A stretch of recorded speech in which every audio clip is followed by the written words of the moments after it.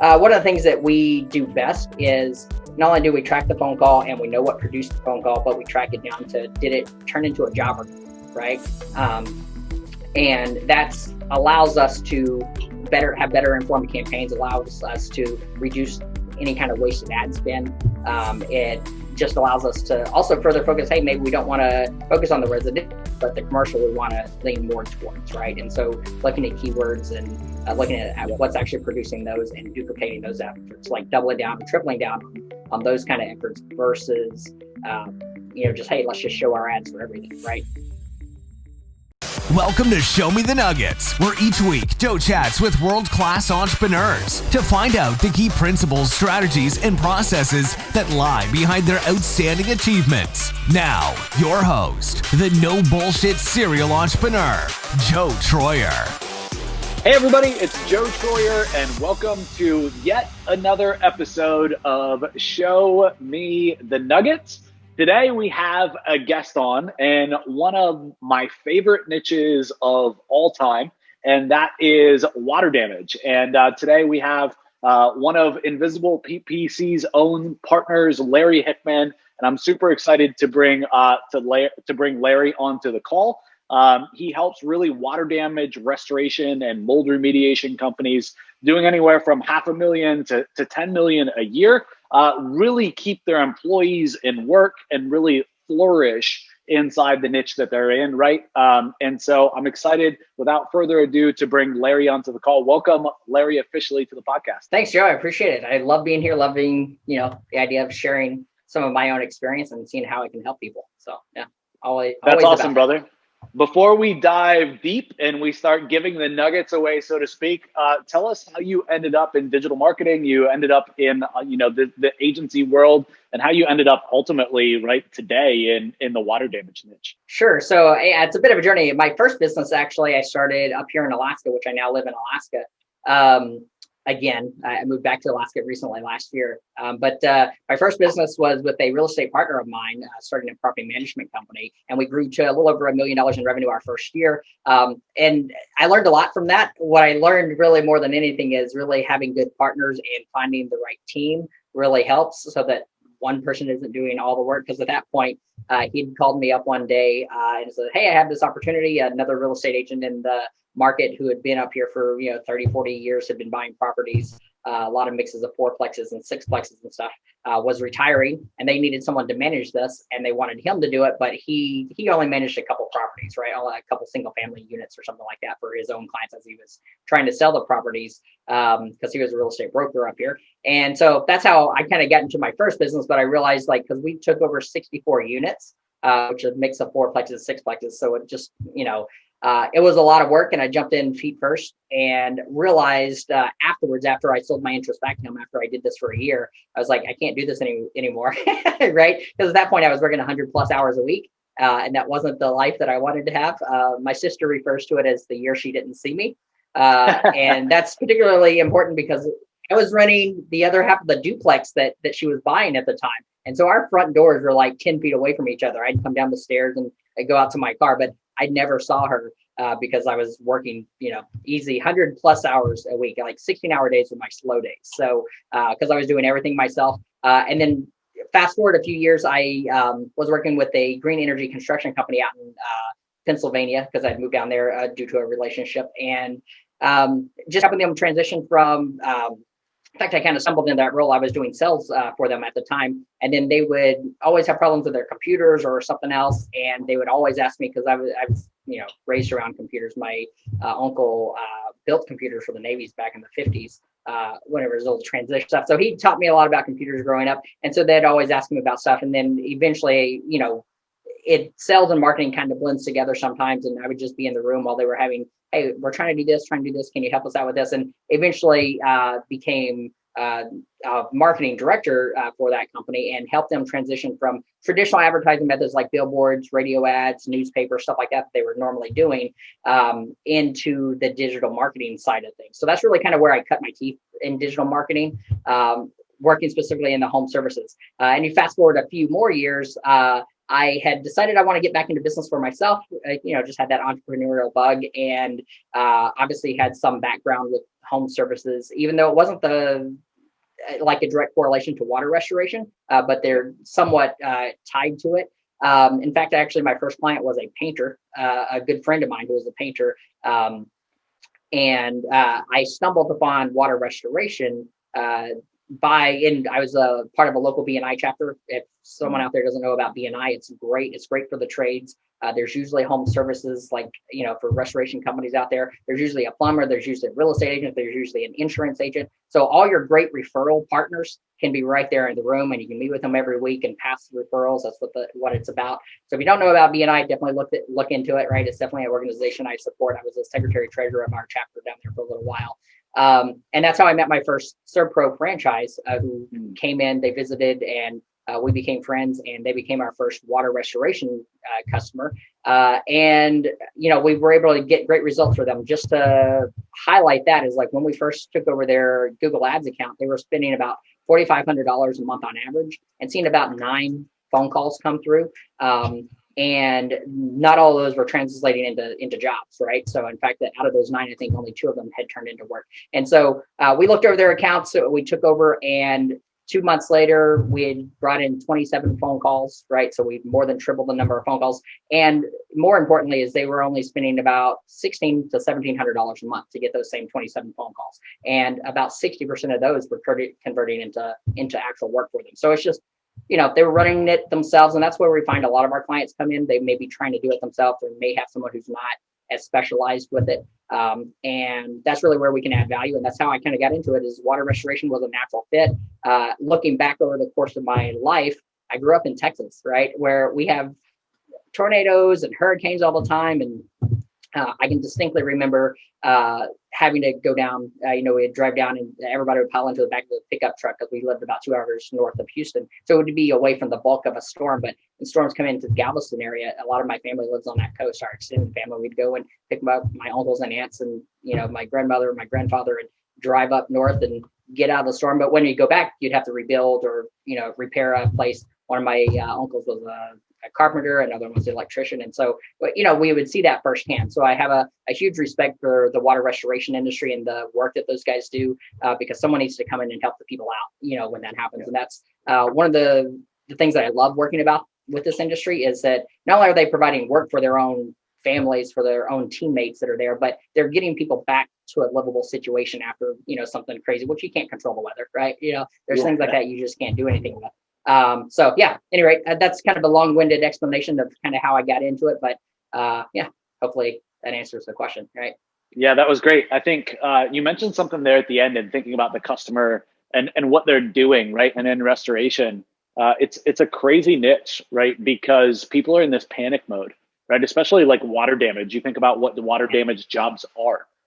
Unfortunately, this year, actually at the beginning of the year, we had some water damage, actually end of last year, about to the tune of about $200,000. I was actually out speaking at 2 different events, Austin and then New York City, and got a call from my wife at 3 o'clock in the morning, basically panicking that we had water damage. And so it's crazy to think about, a restoration company and them being in that business, all day, every day, right? Getting calls early in the morning, late at night, in that emergency mode, dealing with, prospects and new customers like my wife. Like, I can only imagine, being in that world. So definitely a crazy experience having to, work with people through like crisis mode. Right. Yeah. Yeah. And a lot of it, sometimes that's just emotional coaching, right? It's like calming the people down on the phone, and that call handling skill really kind of is very important, because obviously whoever takes that phone call needs to be able to meet that prospect wherever they're at.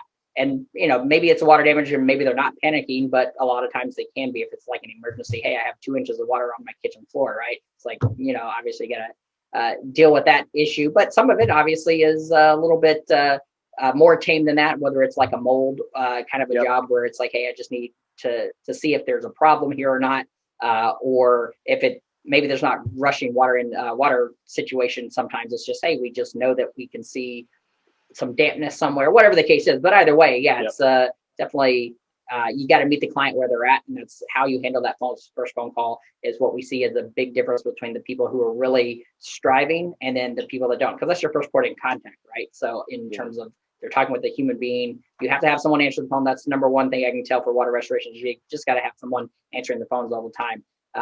We hear a lot, and when we first take over for a customer, if they are having these phone trees, press 1 to connect to this or that, people will hang up because they need someone to talk to. What they really need is, hey, when can you be out here, right? For the types of calls that we're listening to and that we're tracking for our clients. This is kind of calls that you want.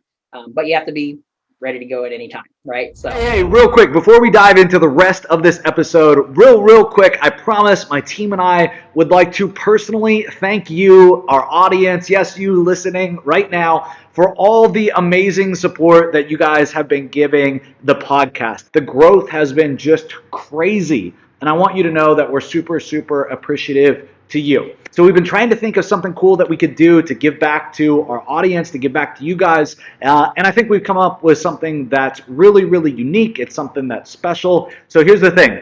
The team here at Digital Triggers, my own little team here, has decided that we're going to give away a gift pack that includes our top of the line resources to sell SEO, right? We know that so many of you guys out there are agencies. This is going to literally give you contracts, proposals, pitches, scripts that you guys can use, outreach templates. It's a pack of assets and collateral for anybody wanting to sell SEO services or marketing services to any type of business, not just local businesses. This has been used to land e-com deals, all kinds of deals out there. So if you didn't hear that, let me make it a little more clear. Okay, our Digital Triggers family is giving you some of the best of the content and the resources that we've ever put together, absolutely free, just for listening to the podcast. Okay, all that you have to do is go to digitaltriggers.io/gift pack. And you are good to go, folks. It is that simple. We'll make sure that this page is up and ready for you guys by the time this episode airs. And with that being said, let's get back to the episode. All right, that was all right. I think that went okay. You gave a really good tip there. I don't want to gloss over it, right? IVRs kill call conversions in any type of emergency, semi-emergency, even any just like local business. When you're expecting to call Bob the plumber, right? Even not in an emergency, and you start getting IVR trees and enter your zip code, you're like, is this really local? We did a study internally. Yeah, people love local with this kind of stuff because you want to know the guy down the road is the one who's. We did a study on a bunch of phone calls, and we found that every phone tree menu response that you ask for somebody to input, we would lose 20% of people on average from every response, right? Like they just, nope, yep, click. The second one, you've lost 40% of your phone calls. I don't know the exact numbers on our side, but I would say that probably trends to be true. I mean, we obviously recommend our clients stay on the phone as often as they can, or hire an after-hour service, because obviously no one wants to be on call 24/7. A lot of our clients they have a designated person to be 24/7. Hey, it's your week. It's like an on-call staff or residence for a doctor or something. Hey, you're on call this week. And then the next person, you're on call the next week or whatever. So that you kind of share the burden. But it's definitely important to have someone answer that phone, especially with the emergency services work. So, yeah. Cool. Let's zoom out just a little bit. Today, what's your agency look like in terms of top-line revenue, top-line customers? Yeah, so interesting because of COVID, we've actually gone deeper with our clients a lot this year. So we haven't been focused on growth as much in terms of acquiring new customers, but we have basically tripled our revenue from the beginning of the year. So because with COVID, obviously, a lot of our clients just so are Serpro franchises. They're not all, obviously, but Serpro is obviously known. They come out with a certified Serpro clean when COVID hit, disinfectant and stuff like that. So we've seen a huge trend for that over the past 6 to 7 months. So we've been mostly focused on, again, diving into offering deeper services for our clients, or multiple types of services. This is also where it comes back to whenever you're looking at growing, right? Which any business, if you're looking at going from 1 million to 3 million or 3 to 5, or whatever your goal is, right? Wherever you're at, it's really important to have systems and processes in place. And we found through obviously this new service COVID just like thrown out there because it's suddenly everybody's on everybody's mind and people are inquiring about that. Is again, the companies that really strive well are the ones that have systems and processes for not just tracking the phone calls, but tracking it back to revenue. Because one of the things we have found over the past 6 months is on a residential side, a lot of people are interested. We get a lot of clicks, right, on Google Ads or on social, content, whether it's organic rankings or Google My Business. There's lots of people searching for it, lots of people clicking and calling. But then on a residential side, because insurance doesn't really cover for that, people don't want to do the self-pay option there, which is fine. They don't want to pay $500, $1,000, whatever the amount on their square footage to get it done. But commercial is really good for it, right? We've had a client that brought on someone for COVID for $200,000 a month, right? And so, which is in the water restoration industry or restoration industry at all, you don't normally have a lot of opportunities for recurring revenue, right? Which is different. It's like a one-off, hey, we come in, we fix your problem, and then we're on to the next job that we have to do, right? So having that recurring kind of model really has helped out. So that just for that one client that, obviously annualized is $2.5 million, right? So we want to focus more on that kind of stuff. And what we found is the residential side we have to weed out, but without the systems and processes to track the calls, not just, hey, the phone call came in and it was a call for disinfection, but did that actually turn into revenue? Or what's actually happening on these phone calls? And that's one of the things that we do best is not only do we track the phone call and we know what produced the phone call, but we track it down to, did it turn into a job or not, right? And that's allows us to have better informed campaigns, allows us to reduce any kind of wasted ad spend. It just allows us to also further focus, hey, maybe we don't want to focus on the residential, but the commercial we want to lean more towards, right? And so looking at keywords and looking at what's actually producing those and duplicating those efforts, like doubling down and tripling down on those kind of efforts versus, just, hey, let's just show our ads for everything, right? So, and as what you were alluding to some degree there is like, you can show your ads for 15,000 keywords, but only a very few of them are going to convert, right? And those are the ones you really want to focus on. But without doing the whole system of tracking, you really have no idea. You're really just flying blind and you're just guessing, hopefully this works, hopefully it doesn't. So, hopefully that answered your question. Sorry, I tend to ramble. No. So. No, that's good. good. I definitely see a big trend in the agency world of agencies that are successful going deeper, right? And really being able to not just stop at phone calls, right? Because we've seen it firsthand, right? Stopping at just phone calls and, hey, we got you the leads doesn't leave the customer getting the result that they came to us looking for, right? They came for revenue, they came for profit, not just phone calls. And we know that they have gaps. Right. We see the opportunities. I think a lot of agencies have gotten lazy, just taking that top line revenue and not diving deep. So it's refreshing to talk to people that take it a step further, 2 steps further than that. And, think through the phone calls and think through the tracking and actually making sure that what we're doing is providing actual revenue and profit for the company that we're serving. Right. Well, that's what's going to keep their techs in work, right? So that's one of the biggest things that we have an indirect influence on, right? Because in the industry, staffing is probably the biggest problem that they face, right? In terms of getting the right person in the job, getting the right production crew, getting the people that show up and do the work and et cetera. They're going into people's houses, so they have to, be mindful of who they're hiring and stuff like that. So whenever you put a lot of time and effort into hiring, finding the right person and hiring them and then training them, because there's a lot of training that goes on, you're sending them out into people's houses and, the whole 9 yards with this. And then if they don't work out, right, if in 2 weeks or a month or 3 months, you're having to let that person go, and that whole churn process really is a problem. And that happens a lot if they don't have enough work, right? Yep. So if they don't have it, so this is where, hey, if you spend $10,000 on Google Ads, but then you've only produced a few phone calls and not enough work to keep that person busy, then they're going to have to go get other work somewhere. They have to put food on their table, right? And so it kind of escalates the problem. So it has an indirect function with that, but if we can track it back to revenue, we can track, hey, this is exactly how much I spent and how much revenue I've gained, and we know that we're keeping those people in jobs, that's allows you to build stability over the long term, right? And I'm proud to say we have a really good retention rate. A lot of our clients have been with us for over 2 years. And again, this also goes into diving deeper. We don't just want to provide leads, right? Because that's just the icing on the cake in some ways. But once you have the systems and processes in place, and that's where we find that a lot of our opportunity these days is getting those systems and processes established, and then the lead generation just accelerates that, right? It's just like having a house on fire, right? Like if you have a house on fire and you just pour more fuel onto it, the house is just going to burn up faster, right? Whereas if you don't have those systems in place to handle those, you're just going to burn the house down faster. So it's just not a good model. But you got to have those processes and systems in place first. So diving deeper is usually a lot about finding out what processes they have to follow up, to track the calls to revenue, to generate reviews, all those kinds of things.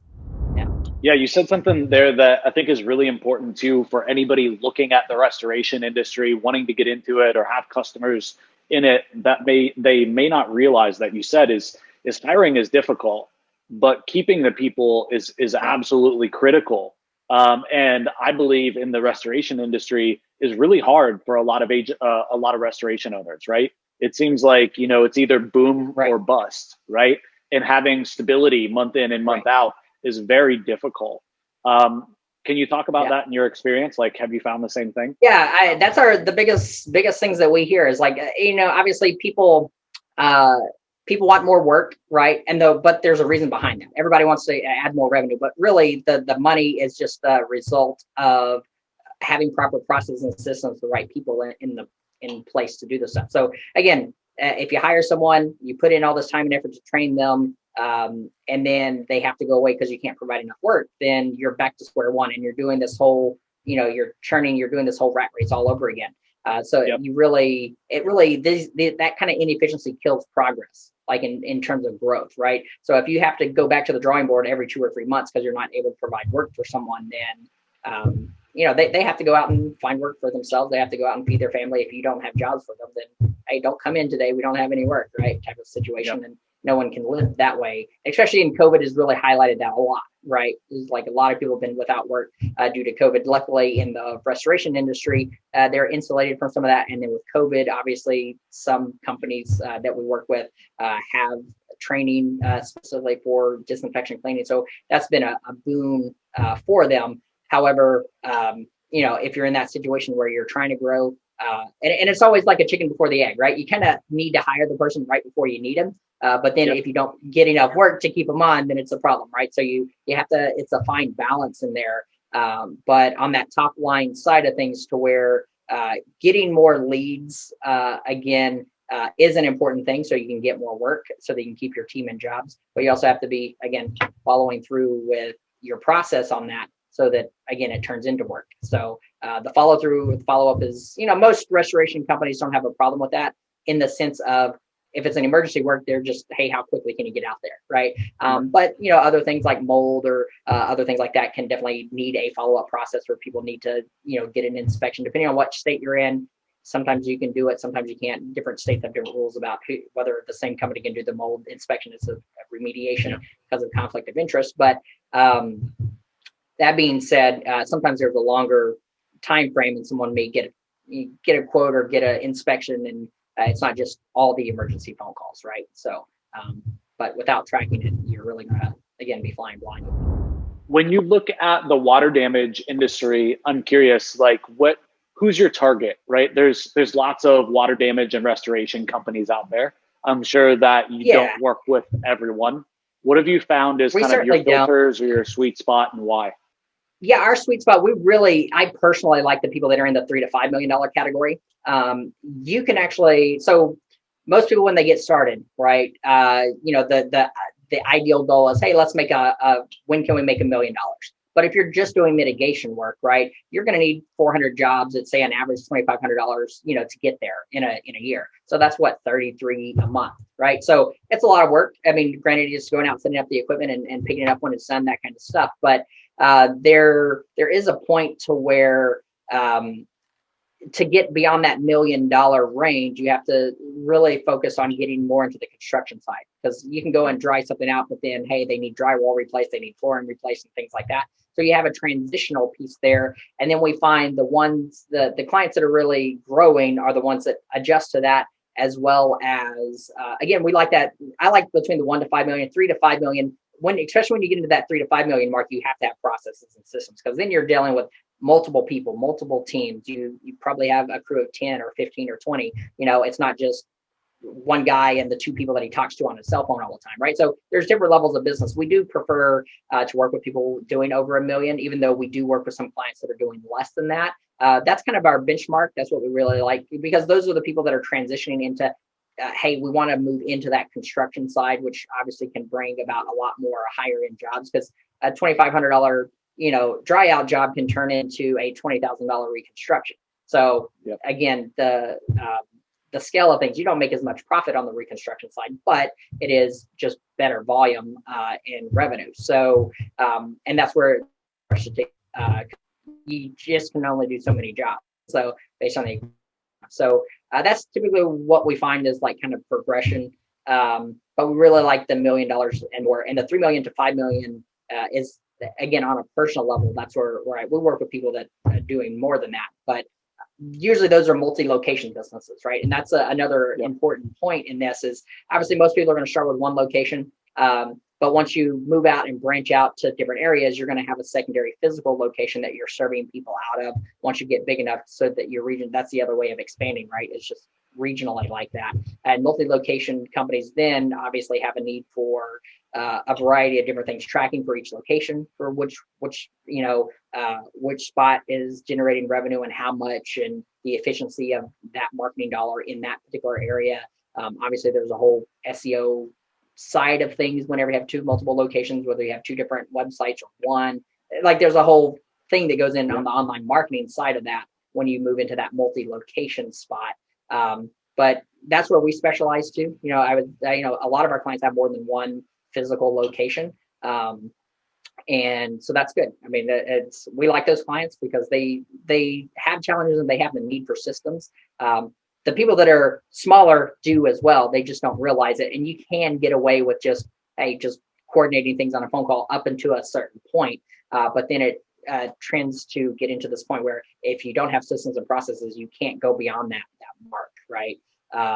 So yeah, I mean, we like to work with people who have a mindset for growth. Hey, I want to go from 1 million to 3 million in the next 2 to 3 years. Obviously, it has to be a realistic goal. You can't go, hey, I'm doing 1 million, I want to get to 10 million next year. I mean, there's a growth, that happens, right? These are the buckets that we usually see, is that 1 to 3 million, and once you get above that 3 million to the $5 million mark, your company has to change just due to the volume that you're going to have to do, even with the reconstruction side of stuff. So, anyway, yeah. So maybe if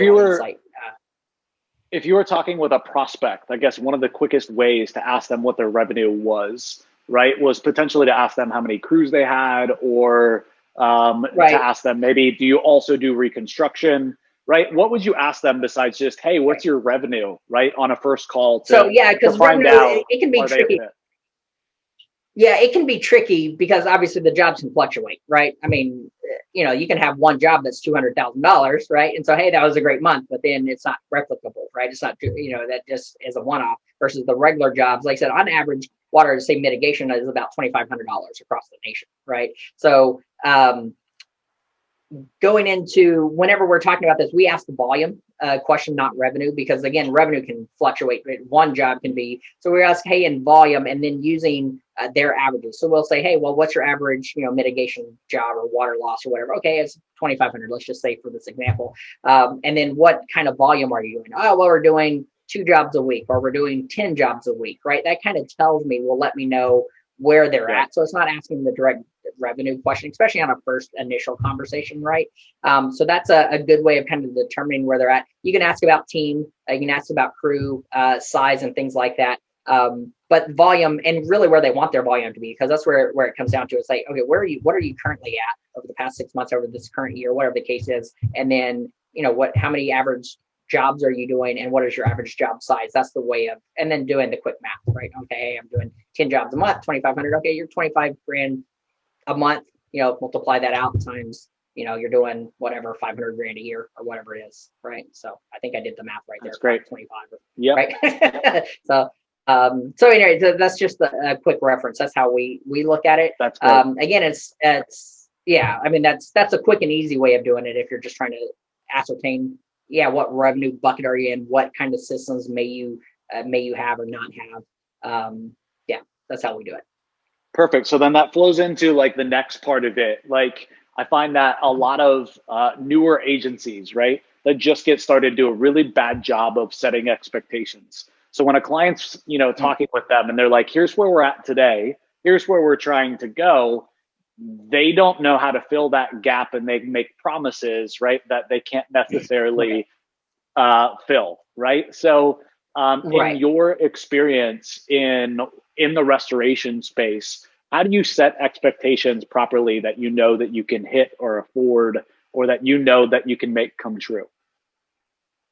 Yeah. So, I mean, granted, we have a lot of data, so I'd say that's a big thing, is like the partner that you work with really makes a difference. Like we were talking earlier about being able to weed out and just reduce a lot of the wasted ad spend, right? That's a huge benefit, because when you're running multiple campaigns across the nation and you're getting a lot of the click data and stuff like that, you see trends of what works and what doesn't work, and you can test a lot faster, right? You can get through that data faster. If you're only doing one account, so if you're putting it into perspective, let's just say you're spending $10,000 a month as a water restoration company, just your single location, whatever, that's what you're doing on Google Ads, right? So that's $10,000 a month in volume, and you're tracking that versus, like in $10,000 a month, that's 120 grand a year, right? Whereas if you have a team that's doing 3 million a month, you get a lot more data a lot faster, right? It's going to take you 30 years to accumulate that same volume of data that you could do in 1 month,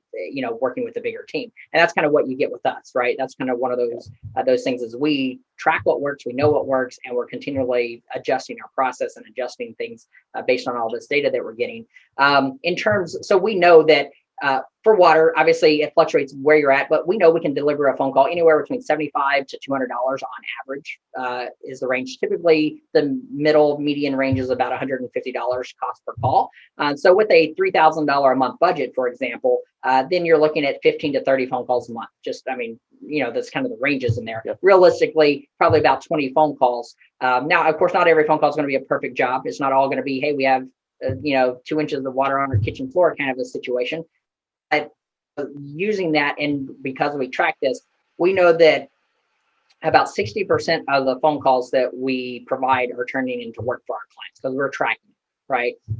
And the average job, say water mitigation, 2,500. With that, we can know that, hey, if we're looking at those ranges with a $3,000 ad spend, we can generally generate between $20,000 to $40,000 in monthly revenue for you once the system's up and running. And it may take a couple months if you're a brand new account or whatever the case is, but we know those numbers. Generally nationwide, those work out, again, because these are nationwide data, right? It's not, specific areas. There's certain pockets of the country, like outside of Philadelphia, where I used to live in the Media, Pennsylvania area. They can get calls a lot lower. Like I was talking about this one client we were talking about, this is one of them, they could get phone calls for $60 to $70 easy and get a much more volume, and it's lower cost per call, just because of the area. So the area, the competition obviously matters in that kind of way. But we know with like a $3,000 ad spend, we can see 15 to 30 phone calls depending on where you're at.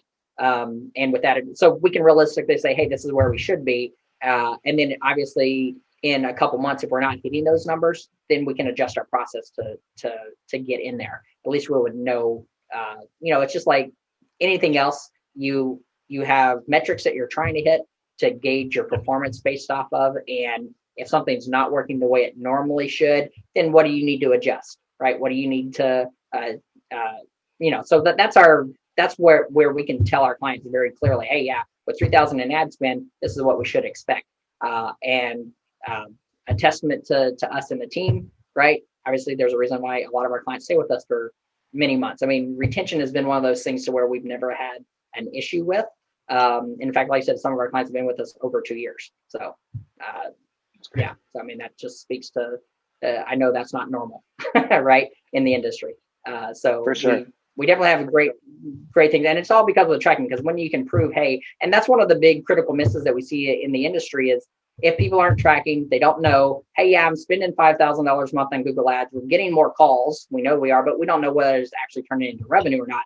or we don't know what's actually driving that revenue. So if you have that issue, then yeah, you're flying blind, right? You can't make adjustments. You can't, you don't know what to adjust for, right? So I love it, man. Sure. hopefully that So here on the podcast, we love talking about systems and processes, and we really try our best to give the audience like something tangible that they can take with them, right? And that they can run with and that they can start implementing for themselves instead of just like this great back and forth banter interview like we've had so far, right? Where they might just move on and they're like, yeah, that Larry guy was cool. He runs a water damage company, but they don't actually really get anything from it, right? So I want to make sure that we give everybody a process that they can take and that they can run with. And so I thought it would be cool if you could take us through the FAST method that you guys have developed over at Prosperity PPC. And hopefully that's something that everybody could take with them. Sure. And I'll do this in maybe a couple different things. One, if you don't mind, I'll share my screen and I'll actually go through one of our clients so we can see exactly what we're talking about. Because again, having a visual reference to something, I'm just really quickly pulling it up here as I'm talking about this, just to kind of go get some historical data so you can see this. Because this is, it's really important as to when you see it visually, it just makes a lot more sense, right? So this is one of our clients here. Hopefully you can see my screen here. Should say Surf Road Carrollton here, right? Yep. And by the way, just for disclaimer, I have their permission to share this. So like we talked with them, we were actually just on the phone call with them earlier. So our process really, we definitely don't set and forget anything, right? It's kind of really more the point with what we do. We're on a phone call with our clients every 2 weeks to go over the calls. So there's an accountability section that we have in here with our clients, to where if we're going to be providing you leads, and we're going to follow up with those leads to see what converted, because we need that data to do our job better, right? And it's in their best interest to do it. And a lot of our clients, when we first start with them, don't have full pipeline tracking. They don't, like I said, call in to revenue to invoice paid, right? And knowing what's working and what's not. So just to take you through here, this is a very highlighted. So historical data, August, September of this year, we had 21 phone calls come through this process, total of $53,405 in actual revenue. Closed revenue was $25,000 basically, and open meaning that they sent out, but they're waiting to get paid.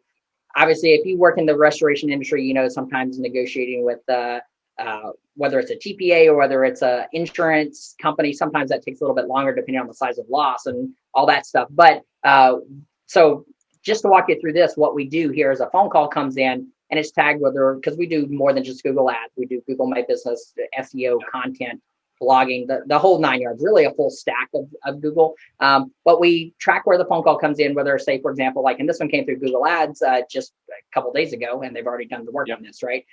Or sometimes it just comes through Google My Business. So we're tracking, hey, the phone call comes in, and then we're able to quickly and easily move this over to whatever stage it is. So if hey, we provided the estimate, we're waiting them to get back to us. In most emergency cases, they've already done the work by the time we get on the phone call with our client, right? So we get the phone call in, they're like, yeah, we've already completed the work, we've sent an invoice. That's what happened here, because this phone call came in, 2 days ago, and they've already completed the work. They sent out the invoice. Now, next time we get on the call with them, they're going to say, yep, that invoice was paid or it wasn't. And if it was paid, we just move it over here. And this is how we can track these numbers of what actually turned into revenue and the dollar amounts for it, right? So very quickly, for example, if this one turned into work, right, we can just come in here and just type in, hey, it was $1,500 value or whatever that estimate was, right? But this pipeline is really important in terms of visually being able to see it and being able to see, hey, exactly what call led to what revenue, because then we can track this back to what led to that phone call and double down or triple down on our efforts there, right? So that's a very high level way of looking at our process. Now, within this, there's other systems and stuff like that for reputation management, for review management. That's another challenge with any restoration company out there, because you do a good job and you help someone get back to good, but then how do you generate those reviews, which are really important on Google My Business and things like that. So with that in mind, we actually have a review system. I'll just open this up in a new link for the same customer, to where a client can go in and leave in a review. Say you send out this link to them, and hey, if they pick 3 stars or less, then you have the option of intercepting that and say, hey, we're sorry, that experience wasn't as good as you expected, and gives them the opportunity to intercept that review. Because a lot of times in this situation, a customer, as you know, aren't going to always say it to your face or tell you, hey, I'm upset about this or that. Maybe someone at the job site, they happen to leave something there, and they're at your house. You're as diligent as you can, but maybe you left something at the house and it wasn't cleaned up the way it should be, right? So they don't always say that up front, but this gives them the opportunity to share that if they wanted to rate you a 3 or less. But if they say, hey, yeah, it was a great experience, 5, hey, we want to go out to Google, you can click on the Google or the Facebook link and it'll take them directly out to Google or Facebook to leave that review directly. So that's another system that we provide within what we're doing. So that's a couple like kind of high level systems that we're looking at to where things that you need to have this in place, right? You need to have the call tracking all the way down to whether it turned into invoice or whether it didn't turn into work, right? Because, a lot of phone calls that you get in aren't going to be perfect, right? No one, I wish 100% of our phone calls led to jobs, but that's simply not the case. But as you can see from the numbers, a majority of them can if you're targeted properly.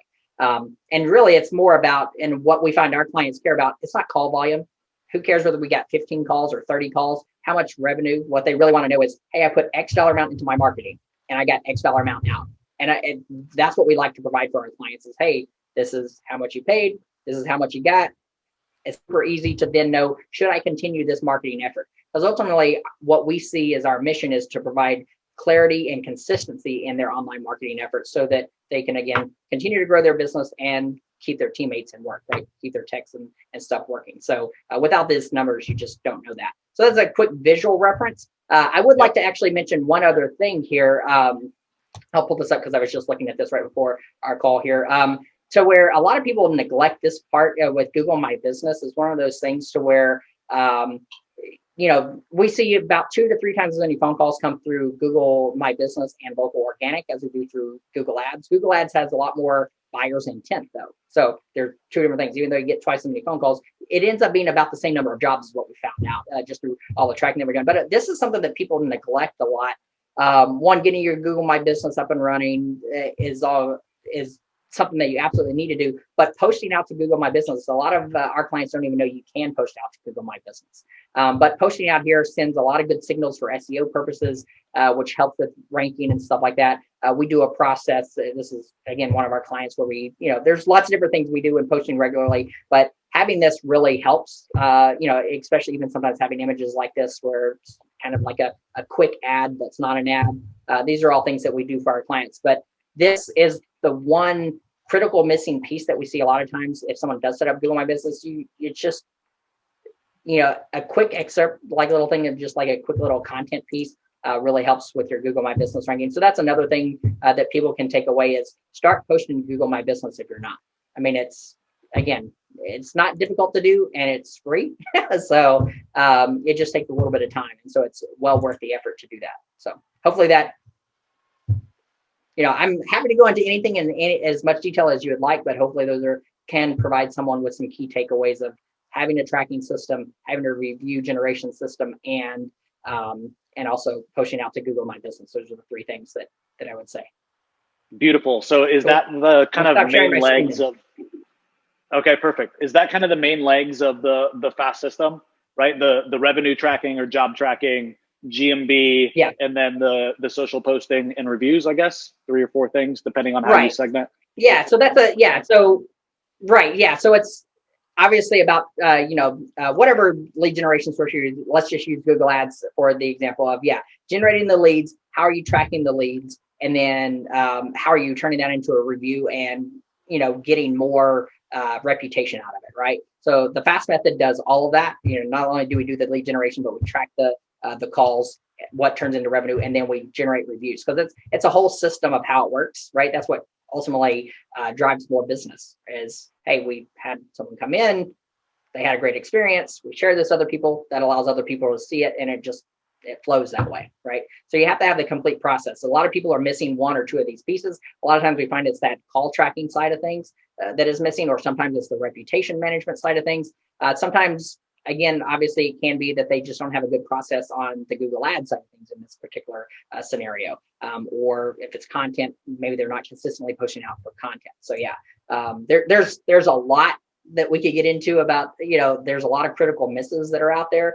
I would say the 2 that are prominent that lead to the others is one, not having systems and processes, and two, not having the right mindset about what it takes to do online marketing well. A lot of times we get into a situation, right, where people will, or we talk with business owners, and hiring, as we mentioned, is very important, but what they want to do is hire one person to do marketing for them, not necessarily an agency, but internally, right? This is where a path a lot of them go is, hey, we're hiring someone, and they may be looking at paying this marketing person $15, $25 an hour on the high end, 15, so usually $20 is roughly right around the average.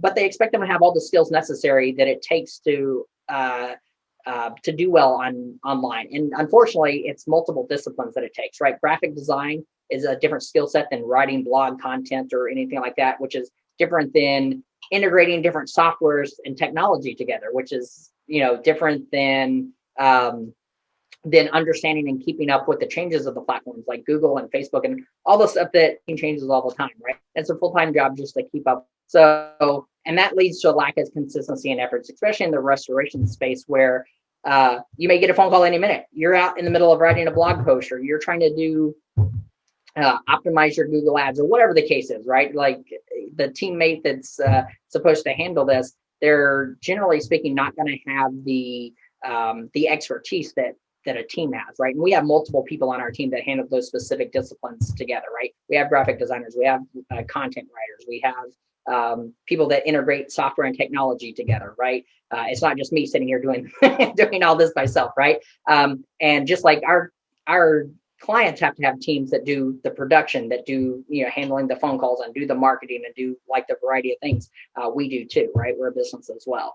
And the consistency of effort, really, it comes down to, if you get a phone call, if you have one person doing XYZ, one having the skills, the multiple skills for these disciplines, usually one person can't do it all, right? I mean, if you can find someone that can do all these things together, just refer them over to me. I may be willing to pay them more than you would. So, I mean, seriously. So, but I mean, whenever you're really looking at it, and someone who has that much skill and discipline in this kind of thing is going to command more than $15 to $25 an hour in the marketplace, right? Because they can. I mean, I'm willing to pay them more than that. So other people will be too, right? I'm not the only guy out there that's looking for people that have multiple disciplines like this. So so you really can't find one person that has that skill, right? And even, for example, if you're paying them $15 an hour, right? Even if they did for some reason have all those skills and could do it, what if they call in sick, right? What if something happens? And, so having a team is really important in terms of, you don't have to worry about someone calling in sick or things not getting done whenever you have a team effort in place. And that, again, goes back to the consistency of effort, regularly putting out content, regularly optimizing your Google ads, not just looking at it once every 3 months, but looking at it on a week-to-week basis, right? And that's one of the things that we're doing is we have, for Google Ads, for example, we have people looking into the account every single week to optimize things. That's how you stay on top of it. That way you don't go 3 months and realize, hey, over the past 2 months, we've been spending our ad spend ineffectively and it's just wasted money, right? Because that problem just grows. So you want to keep it really narrow, really focused, and having consistency of efforts. But again, if you come back to only one person in your office is trying to do this, then that person calls out, something happens in their life, whatever it is, then those things get pushed off and sometimes forgotten about. And that leads to neglecting, the work, and that snowballs into less calls and less revenue, and et cetera, et cetera. So, Matt, I loved it. I think you gave some really practical advice there, breaking down the FAST method and things that every agency can do. That's minimum effective dose, so to speak. It's not complex. It's not hard. Everybody's meeting with their clients everywhere, at any time, every 2 weeks anyways. Just the system that you've put together, I think is really simple, yet really, really powerful. And usually those two things don't go together very well. So you can tell that you've been doing this for quite some time.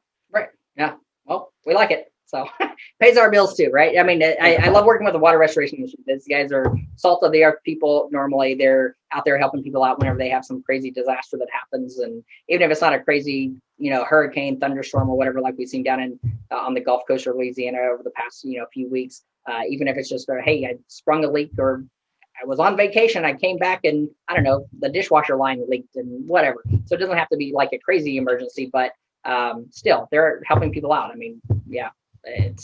We love knowing that we're providing jobs to those people, to their teammates, and we're helping the local community get back to good after something does happen. So with the economic effect of it, I love it. So I mean, that's why I like working. Like I said, my uncles, they were working hard. I was usually had my summer jobs, was helping them out. So I have a deep respect for the kind of work that they do. So I want to help them out. For sure. So, yeah. Cool, brother. I really appreciate you coming on, adding so much value, man. I know that everybody's going to love this episode. I want to wrap this up. Instead of asking you to recommend 3 books, which I feel like is like what everybody does, like what are your favorite 2 or 3 books at the end of an interview or podcast? We do something a little different here on Show Me the Nuggets. I want to ask you, what's the one book that you feel like has made the biggest impact on the way that you do business, and why? Probably The One Thing, because keeping focus is a big thing, right? So like, I think that's just a primary lesson for anybody. And that's in our work. Again, when we're talking about multiple disciplines, multiple different things, there's 100 things that come at us every single day. And most people have that in their business. Digital marketing, online marketing is definitely that way. Like I say, keeping up with all the changes, all the stuff that's going on. But what really helps me and how I've implemented this, and I'm not going to take 100% credit for it, because I actually got this from a mentor of mine, Alex Shalinsky, and his wife, Shira Shalinsky, sharing this with me, is a daily focus. And this ties into The One Thing, right? Because it's basically kind of the same idea. I learned about it from them first, and then reading the book, it really kind of tied it in or cemented it in my head. But on the days that at the end of my day, I focus on, hey, what is the 1 to 3 things? Because depending on our work, right, we may need to get 3 things done tomorrow, right? But even choosing one thing that's most important to get done the next day.